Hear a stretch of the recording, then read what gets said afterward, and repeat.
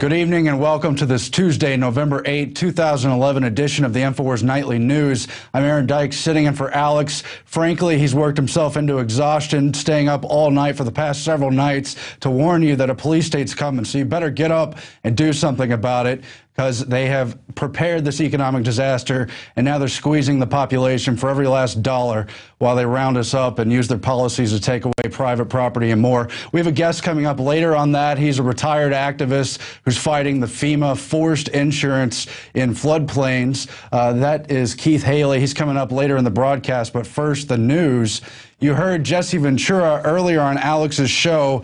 He has been refused in his lawsuit against the TSA. They've declared national security and used stalling tactics to keep him from being able to appeal or get a jury trial, and he's furious.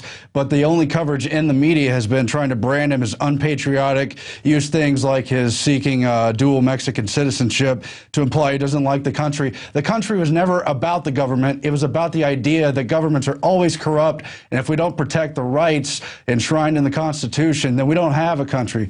And that's what this is about. Let's play some of those Ventura clips right now.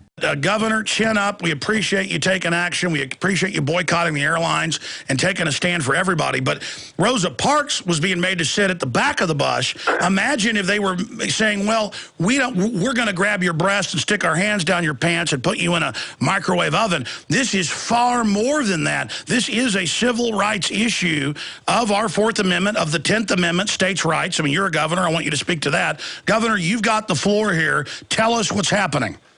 Well, Alex, thank you. First of all, it seems I'm running into a brick wall with the media. Mainstream media won't discuss the case. They don't think it's relevant at all. In fact, I was due to do CNN yesterday, and I was bumped because, of course, the big trial verdict was coming down in the Michael Jackson case. You know, and so that has more importance. And I said to the person via second person at the CNN, I said, well, I completely understand. After all, mine's simply a constitutional issue. Why would that take preference over, you know, Michael Jackson's verdict on his drug overdose? You know, but that's our pop culture media. Locally, I did a radio show yesterday where the local Guy Williams on WCCO TV or radio in Minnesota equated me to being Kim Kardashian, and that I was doing all this simply for publicity for my television show. This entire court case. Incredible. You know, I guess my children have never flown, and my wife hasn't flown in 9 years just because of the searching, not much less the groping now. I guess we never get to fly anywhere and visit places because we want publicity as well. I don't know, you know, but that's what I'm going up in. Excuse my voice, Alex. I'm battling a bit of a sore throat. But that's what I'm going up against in the media, and you're really my only outlet right now. I laughingly kidded you about it last week, but it's actually come true that I think I'm going on. So there you have it. Ventura says he had a CNN interview canceled. The rest of the media won't address the important issues about his lawsuit over constitutional issues, over the fact that they don't have a right to search everyone in the airport because there could be a terrorist somewhere, sometime. And you've heard him crying out about how the Viper checkpoints are coming to the highways. We're covering that more later in the broadcast. Kurt Nemo has an article. But it's just ridiculous. And when they do cover Ventura, they're only going to focus on the fact that he's a strong personality, that he said controversial things. You've heard him. They will not get into the meat and potatoes of this court case. They're basically blacking it out. They may cover Ventura himself if he makes it a big enough issue. So what is the media covering? We know it's all scripted. We know they hand down talking points. We know the news anchors are told what to say as they cover trivial issues. In this case, they bumped him over the Michael Jackson manslaughter case. We have a clip now from Conan O'Brien that just illustrates how they cover the fluff, the bread and circuses, and how even that is all scripted. Can we go to that clip? News stations around the country have picked up on this story, and each one is putting its own unique spin on it. Talk show host Conan O'Brien may be about to push the envelope on late-night television. Conan O'Brien may be able to push the envelope on late-night television. Conan O'Brien may be about to push the envelope on late-night television. Conan O'Brien may be about to push the envelope on late-night television. Conan O'Brien may be about to push the envelope on his late-night television. Conan O'Brien may be about to push the envelope. That's enough, but you see they have dozens and dozens and dozens of examples of word-for-word scripted media, and we think we can trust this media. We've been trained to rely on them for news reporting. Obviously, they're only focused on trivial issues, entertainment, and the rest of it. Another example, Detroiters launch a petition against Nickelback halftime show during the precious Detroit Lions Thanksgiving game, saying they don't like the band, they want better entertainment. Where's the outrage about the NFL going along with government-mandated pat-downs, basically being a quasi-government fascist organization? So we've got invasions in the public sector and now more encroachments on our right in the private sector. Meanwhile, the media has totally trained us to just live within our comfort zone, to just kind of be dull and quiet while they take over the whole country. And if you had any doubt about the way they continue to manipulate the news, you need look no further than what really is the ongoing story of the Ron Paul blackout in the 2012 GOP primary season. There's yet another example in the New York Times. Their November 3rd article, Is Obama Toast?, handicapping the 2012 election. And they've got an accompanying chart where they put Huntsman out front as the most likely to benefit from a slow economy in a race against Obama. Romney's up there, Kaine, Perry, Bachman. No sign of Ron Paul. Any way you slice it, he's in the top tier of this election, at least the top 4 candidates. They have 5 here. And he's not mentioned in this lengthy article until page 4 when they come up with the manufactured extremism score, putting Ron Paul at 96% extreme, profiling his supposed supporters and their estimation at the New York Times of his ideological principles, really just promoting the center, left of center, and slightly right of center candidates who all support the establishment. Continued blackout of Ron Paul. It's no surprise, but we've covered it extensively, and you need to look into it and wake up to the fact that we don't have elections, we don't have media, and we're really in a lot of trouble. Furthermore, We Are Change Chicago spoke with former Press Secretary Robert Gibbs, really one of the classic mouthpieces for government tyranny.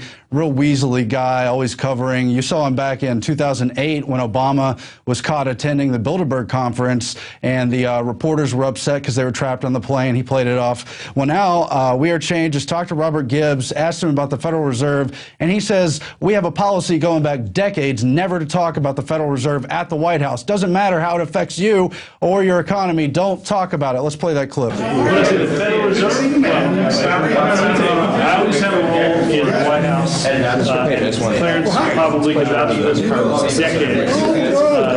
Don't comment on the Federal Reserve. Okay, that is not really the best audio, but it's important that people are continuing to confront these officials across the country. And what he said there, if you didn't hear it, was that they have a policy that goes back decades not to talk about the Federal Reserve. Doesn't matter that it's the most important thing to our economy, that they're completely behind this controlled economic collapse. And really, if you haven't caught on, they've really set the net. They're coming after people. They've started rounding up Occupy protesters, kind of an easy pretext, but they've really prepared to manage the population for some time. They've seen the likelihood of economic riots of one kind or another coming, and they're prepared to control this population. But you can't talk about the Federal Reserve, certainly not about people like Ron Paul who want to rein it in or even end it. And other news that isn't covered in the mainstream, we're not perfect here either, but we try to cover as much as we can. Mercola.com is covering how don't buy meat and potatoes or herbs with this label. That is the irradiated food label. You can see it there, the little pink dotted circle around, I guess, what's like an organic plant of some kind. And it goes on to say how the level of gamma radiation used starts at 1 kilogray. That's in your food, including meat, potatoes, herbs, and a whole lot more, equivalent to 16 million some odd chest x-rays, goes all the way up to 30 kilogray, which is 500,000 chest x-rays or 10,000 times a human lethal dose. And through pasteurization and other processes, they really dull our food down, take out the nutritional content, and we wonder why cancer pops up. Yet we can't rein in the FDA. We can't talk about how they just really give a green light fast track for all the GMO foods. They ignore some of the most dangerous additives in the food and food containers.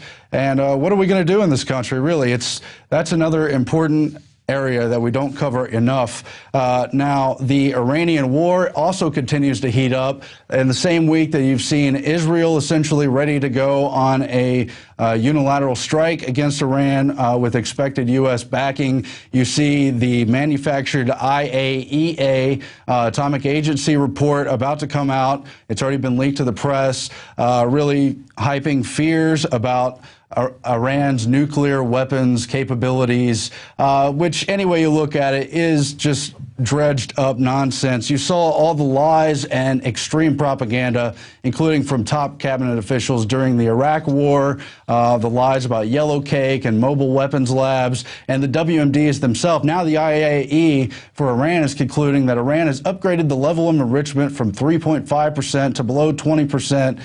And they go on to explain how it could be only a matter of days, I believe 60 some odd, till it's a nuclear power. How many other countries have hundreds, thousands of nukes? Russia has definitely thousands. Israel has hundreds. Western Europe has hundreds per country. And yet we now have to supposedly go to war and be totally afraid of Iran because they're on the globalist hit list, and the Obama regime is part of the same program the Bush regime was part of. We have a clip now from Patrick Henningsen giving his breakdown of this breakthrough on this manufactured report. To Patrick Henningsen, he's editor of the INFOWARS.com website. Patrick, very good evening to you. Thanks for being on the programme. OK, down to basics, what are the implications of these claims? If they come out, what are they going to be? Well, the report that's due to come out next week by the International Atomic Energy Agency is basically saying that Iran has reached a stage in its research where this is the precursor to an A-bomb, to an atomic bomb. And what they've done is they've done research into deuteride nuclear physics and also neutron physics, okay? And this is meant to be some sort of implicating crime that is going to allow the West to place sanctions on Iran or to have weapons inspectors go in, etc. But this is research that's being done all over the world in a lot of different countries, universities. So if Iran is guilty of doing this level of research, then they'll have to put sanctions on about 100 countries. Is now a real possibility? Well,